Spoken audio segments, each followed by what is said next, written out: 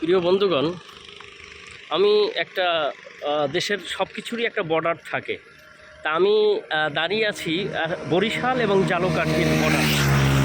এটা হলো আমার এই যে হাতের যে ব্রিজটা দেখছেন, এই ব্রিজটার ওপারটা হলো বরিশালের অংশ।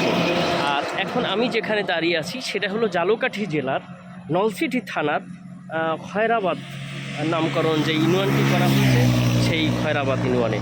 তার মানে আমি যেখানে দাঁড়িয়ে আছি এই জায়গাটা হলো বরিশাল জেলা আর জালকাঠি জেলা ঠিক তার মাঝখানে। এইটা বরিশাল জেলার মাঝখানটা হলো এই যে ওপারটা হলো বরিশাল, এপারটা হলো জালকাঠি। আর জালকাঠির এই যেই থানাটা অবতরণ করা হয়েছে, এই জালকাঠির থানাটার নাম হলো নলছিটি থানা।